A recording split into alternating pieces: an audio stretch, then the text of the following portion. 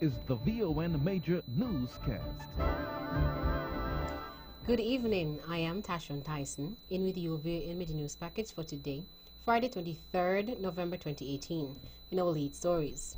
Nationally, Model Safe Schools Roadshow kicks off here in St. Kitts and Nevis on Monday, and Nevis's Agriculture Department doing its part following romaine lettuce recall.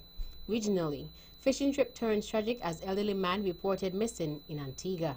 Internationally, China's shopping sites pull Dolce & Gabbana products in ad backlash. And in sports, Australia beat West Indies to reach final in Women's World T20.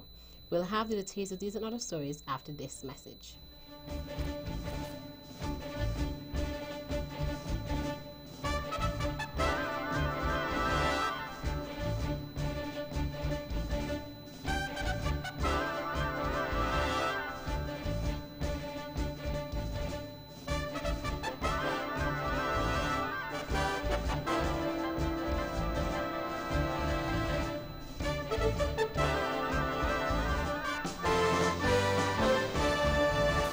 Another look. Different from how you've seen it before. Another look. Takes an in-depth look into business, politics, science, technology, religion, and more. Another look. Featuring documentaries from the BBC, regional features, and local ones too. Another look. Every Monday at 3 p.m. on the Eastern Caribbean's powerhouse, Vaughan.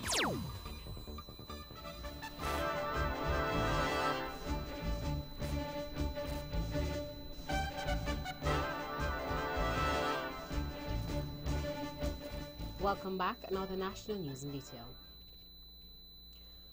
A roadshow promoting the concept of safe schools and the implementation of the Model Safe School Program MSSP in the Caribbean will be held here in St. Kitts and Nevis during the week of November 26th to 30th, 2018. The Model School Safe Schools Roadshow will take the format of a school assembly and will share the message around school safety with the students. Senior Assistant Secretary in the Ministry of Education, Dr. Tricia Esdale, said that the MSSP Roadshow was developed to target the youth and how they respond to and in disaster situations. In an effort to further engage the youth, the MSSP mascot will be in attendance at the roadshow to inform the students about the project as well as safety officials within the community. The selected schools are Washington Archibald High, Terrell Williams Primary, and the Deep Bay Primary Schools from 26 to 28 November respectively on St. Kitts, and the Charlestown and Joondalup Secondary Schools on Nevis on the 29th and 30th November. The MSSP project is being executed by Caribbean Disaster Emergency Management Agency, CDEMA, through its coordinating unit in collaboration with the Ministry of Education. Funding for the implementation of the project is provided by the Caribbean Development Bank, CDB, through a grant under the African, Caribbean, Pacific, European Union. It has been approximately 2 days since an advisory from the Ministry of Health stated that imports of romaine lettuce into St. Kitts and Nevis could be tainted with E. coli bacteria.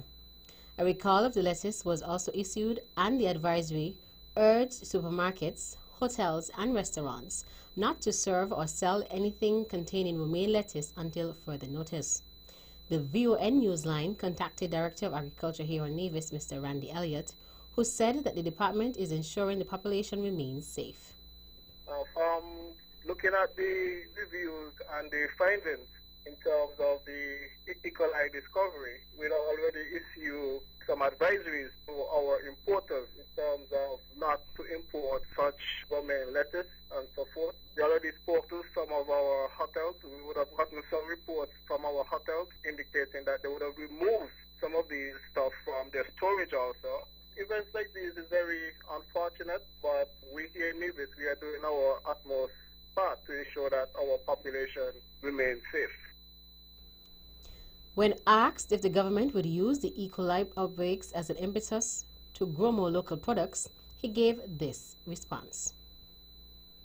It is something that we continuously push to our farmers, our backyard gardeners. We always encourage our farmers to produce more. But not just our farmers. We have always encouraged our population to support our local farmers. But it's always collaborative effort that our farmers would be successful and our populace would be able to eat healthy. One of the beauties about it, and what we always indicate to people, persons here in Nevis actually can see where the food is coming from, and that is one of the beauties of agriculture here in the island of Nevis. Director of Agriculture here on Nevis, Mr. Randy Elliott. E. coli bacteria can cause food poisoning symptoms such as abdominal cramps and diarrhea. Most cases of E. coli infections are caused by contaminated food or water. In more national news. I must just say that I traveled to the United States twice early this year in August, and I sat with a number of doctors and businessmen in a meeting for 3 days. And we have plans approved to build a 16-room private hospital right here in Nevis, where the doctors would come and they will take care of your medical needs. We are putting our own hard monies into these things. That's one of the founding members of the People's Democratic Alliance, PDA, Mr. Andy Liburd. The PDA is a new political party which was launched here on Nevis on Tuesday, November 20th, during VON Radio's Let's Talk That Gets Results program. Mr. Liburd was elaborating on plans the party has, during which he stated that the idea of a private hospital on Nevis came about because too many people have died because of lack of proper health care. This is what we are bringing to our people in Nevis. I have seen too many people die who should be alive today because we are not providing proper health care. And most of the time, when people do get diagnosed, it's too late. And our insurance do not want to pay for you to get treatment abroad. The problem is, once you travel abroad, the insurance says they're not paying. So we recognize that is a real problem for Nevian, especially those who do not have the money to travel abroad. Mr. Andy Liburd. The Team Unity government on Wednesday, November 21st, convened a special retreat of the Cabinet of Ministers at the Park Hyatt Hotel in St. Kitts. The retreat afforded the members of a different environment for the cabinet sitting and an opportunity for them to share their views on a number of issues impacting the people of the Federation. The cabinet retreat afforded yet further evidence of the Team Unity government's commitment to good governance and to delivering the best possible outcomes for the people of St. Kitts and Nevis. Prime Minister Dr. Venerable Timothy Harris welcomed the cabinet retreat and expressed his delight that the Team Unity government continues to be strong with the rising popularity among the people. The special meeting of the cabinet was facilitated by former Member of Parliament in Trinidad and Tobago, author and Caribbean personality, Dr. Sharon Ann Gopal McNichol. Almost 10,000 cruise passengers from 3 cruise ships arrived in St. Kitts on Thursday, November 22nd. The cruise ships were the Norwegian Dawn, Norwegian Sun, and the Celebrity Reflection. Recently, the Tourism Authority in St. Kitts projected more than 1.2 million cruise passengers by the end of the cruise season.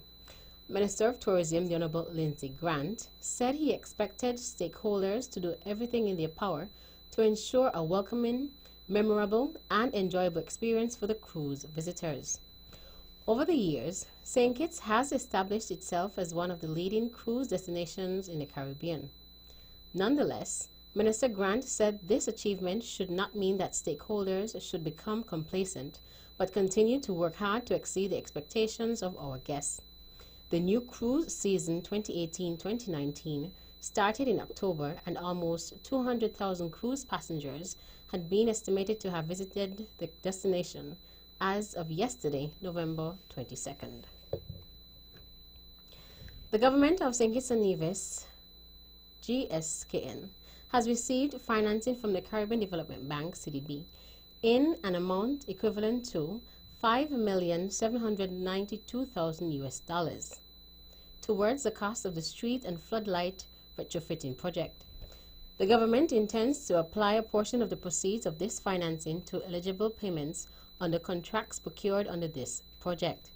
Payments by CDB will be made only at the request of the government and upon approval by CDB, and will be subject in all respects to the terms and conditions of the financing agreement.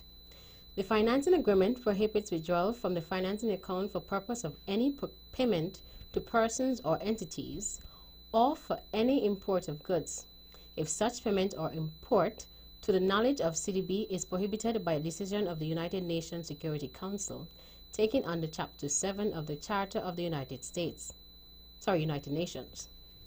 The following goods and non-consultancy services will be procured under the project. 1. 9,629 LED streetlights. 2. 1,021 LED floodlights. And 3. Disposal of approximately 10,600 high-pressure sodium and or mercury vapor lamps. It is expected that these will be procured during the period December 2018 to January 2019. St. Kitts Electricity Company Skilec is the executing agency for the project. And finally,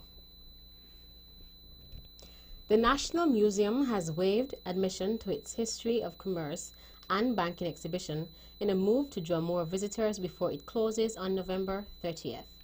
In a press release dated Monday, November 19th, Executive Director of the St. Christopher National Trust, Willis Percival, said, as the exhibition begins to wind down, the National Trust feels that it is important to give everyone an opportunity to step into the past and experience the period which saw a market shift in the island's economy. One of the highlights of the exhibition is the large and varied collection of coins that were used in the Caribbean over a 300-year period. The St. Christopher National Trust collection includes some of the different coins that were used in the region, as well as other unique buttons, weights, and other coinage-related items in this period. Hosted in collaboration with the Eastern Caribbean Central Bank, ECCB, the History of Commerce and Banking exhibition also features collections of historic EC currency and commemorative series on loan from the Central Bank. The National Museum is open Monday to Friday from 8 a.m. to 4 p.m. and Saturdays from 9 p.m. to 1 p.m. That's our national news segment. You can visit our website at www.vonradio.com or check us out on our social media page on Facebook at Von Radio and our Von Radio YouTube channel. News from across the region is next.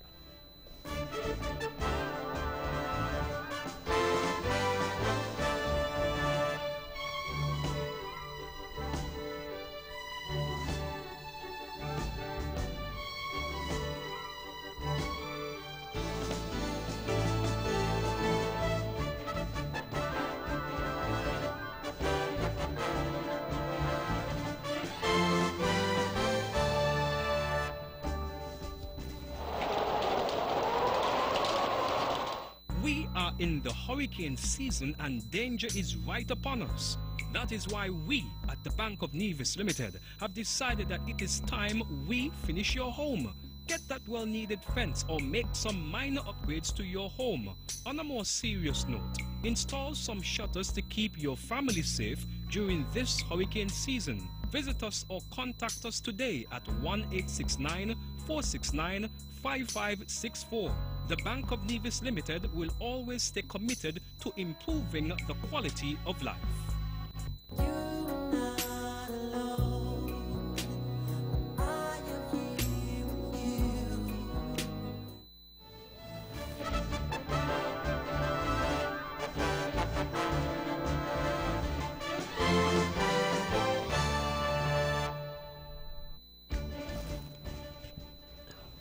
Welcome back. Another regional news in detail. Out of Antigua.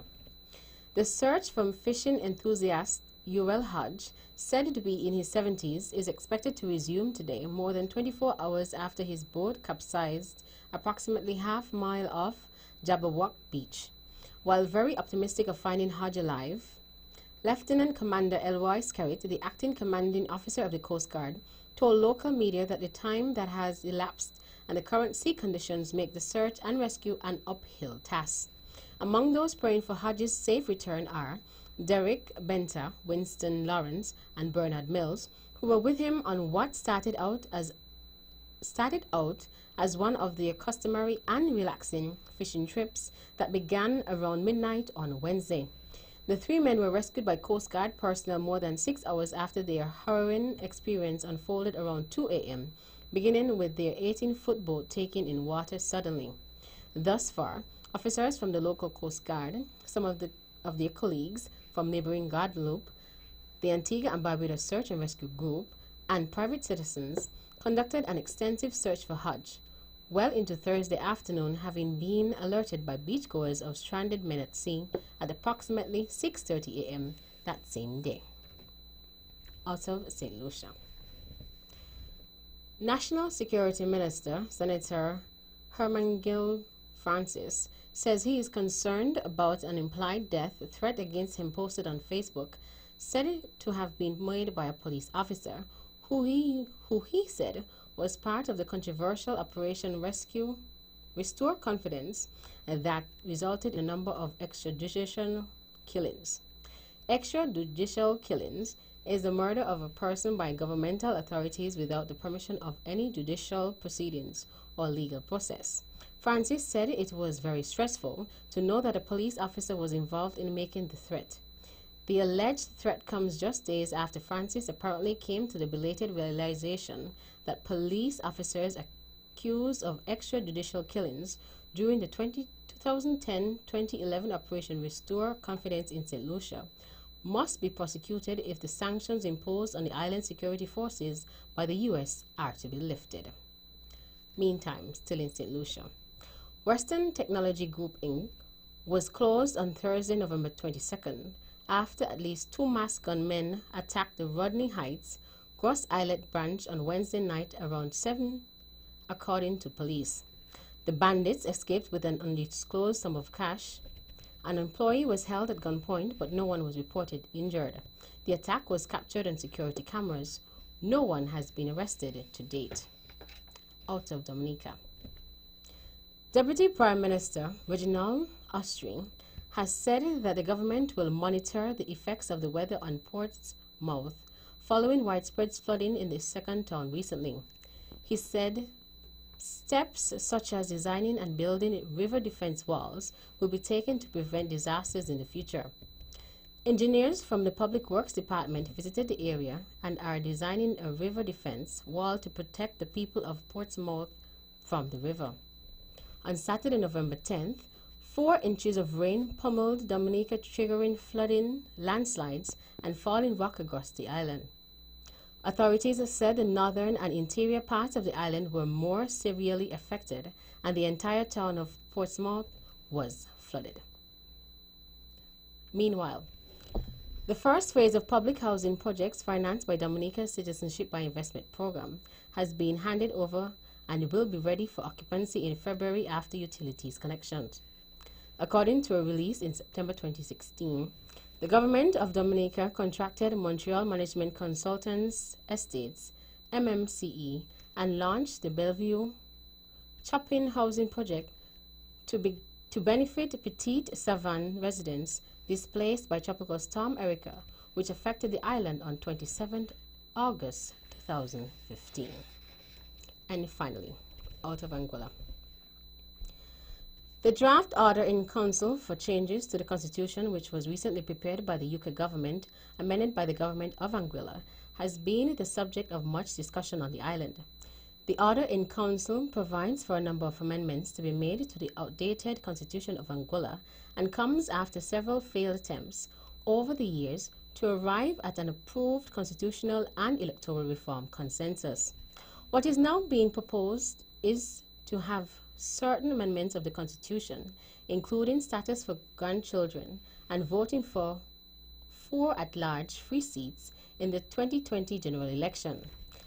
The reason being given by the government of Anguilla for the partial constitutional amendments is that, with the coming of Brexit in 2019, the UK government is in the process of having a committee to look at the constitutions of the overseas territories, including Anguilla, to see what changes might be necessary. The leader of the opposition, Ms. Palmovan Webster, who has written to the governor, has also requested a meeting with the governor to discuss matters relating to constitutional and electoral reform, a date for which is being planned. That's it for Original Stories. Stay with us for news from around the world.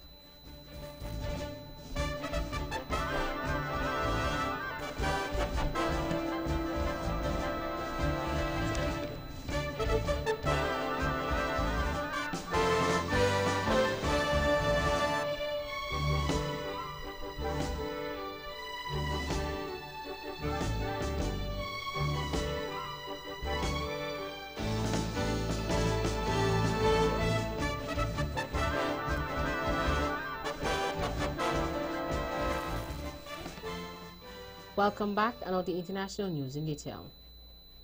Dolce & Gabbana products have been pulled from Chinese e-commerce sites as the backlash against a controversial ad campaign grows. The firm posted videos this week showing a Chinese model struggling to eat pasta and pizza with chopsticks. The campaign was accused of trivializing Chinese culture and promoting unflattering stereotypes. In the wake of this, Gabbana and co-founder Domenico Dolce apologized in a video and asked for forgiveness.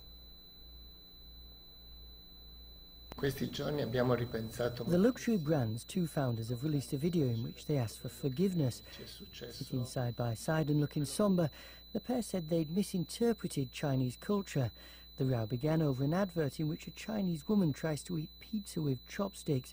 Despite an initial apology, Chinese shops and websites have continued to pull products made by the Italian company. This video appears to be an attempt to rescue Dolce & Gabbana's reputation in one of the world's most important markets for designer products. Officials in South Korea have started to dismantle the country's largest dog slaughterhouse. The Taeyep Yeongdong complex in Seonnam City, south of Seoul, will be cleared over 2 days and converted into a public park. About 1 million dogs are consumed every year, and activists have sought to end the custom. Dog meat was once considered a delicacy in South Korea, but attitudes have changed in recent years. Elsewhere, California's deadliest wildfire is almost fully under control, officials said, as fresh rain forecasts brought relief but also fears of landslides. The campfire, centered in and around the town of Paradise, northeast of San Francisco, is now 95% contained. Gunmen have killed at least 4 people in an attack on the Chinese consulate in the Pakistani port city of Karachi. Gunshots were heard at about 9:30 a.m. local time outside the consulate in the Upmarket Clifton area. Police shot dead 3 attackers. Separatist militants who oppose Chinese investment projects in western Pakistan say they carried out the attack. China has condemned the attack. We have more in this report. China's foreign ministry spokesman praised the efforts of Pakistani security forces who defended the Karachi consulate and kept staff working there safe from the attackers. Geng Shuang drew attention to the local police who'd given up their lives in the firefight which prevented 3 gunmen from entering the premises. He said China mourns their deaths, adding that violent acts would not stop Chinese investment in Pakistan. And finally, the United Arab Emirates UAE government is considering a request for mercy from Matthew Hedges' family. Matthew is convicted of spying in the UAE and was sentenced to life in prison. His wife says she had had 5 minutes on the phone with him since his sentencing, and he is not well. More in this report. I think what the UAE, judging from their statements, wants to say is that, look, we are following the judicial process. They had, in their view, a fair trial. There is then the possibility of an appeal, which would have to be lodged in 30 days, and there is also this ability to appeal for a pardon. So they're just saying, look, we're going through the judicial process, but this appeal for clemency could be a possible way out. That brings us to the end of our news segments. The latest in sports is next.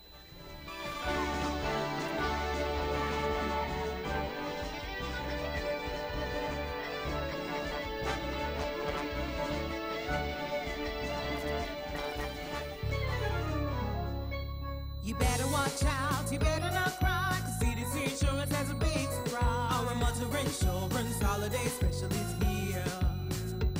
Spin the wheel for extra prizes or win some extra discounts. Our motor insurance holiday special is the best thing around town. This season, TDC Insurance is the answer to all your motor insurance needs. Get up to 60% off your premium and qualify for a variety of prizes as you spin to win. TDC Insurance, guaranteeing you peace of mind.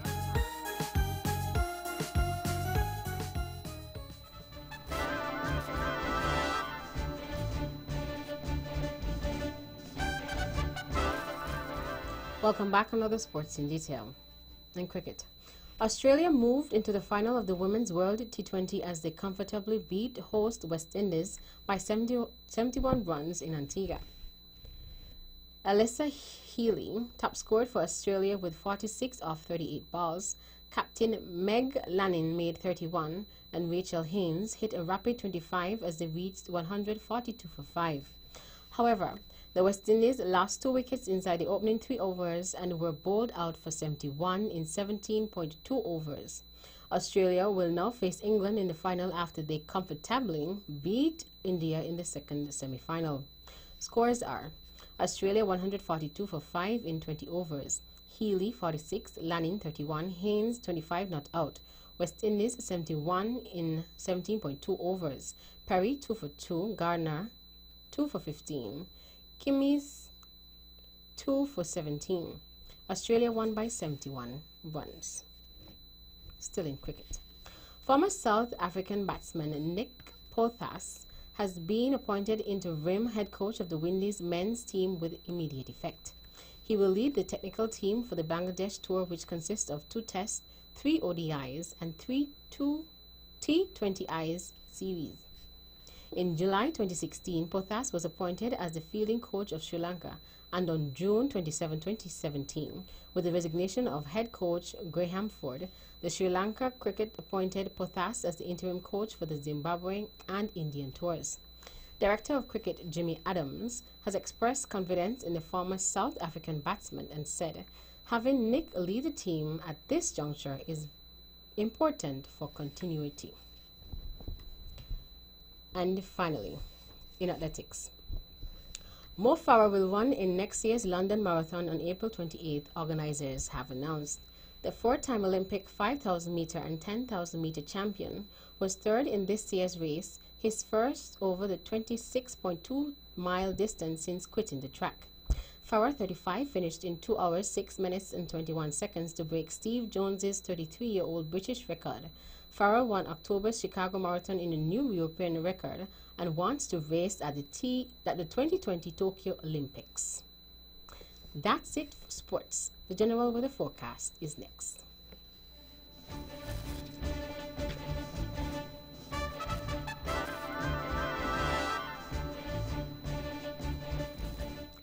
Welcome back, and now the local weather forecast for St. Kitts and Nevis. There will be fair to partly cloudy conditions tonight. Weather tomorrow will be partly cloudy with few cloudy periods and 40% or moderate chance of morning and afternoon showers. Winds are east to southeast at 15 to 26 kilometers per hour or 8 to 14 knots. There are significant wave heights at sea of 1.2 to 1.8 meters or 4 to 6 feet. Small craft operators should continue to exercise caution. Sunrise tomorrow would be at 6:20 a.m. And that's how we wrap up the major news package for today, Friday, November 23rd, 2018.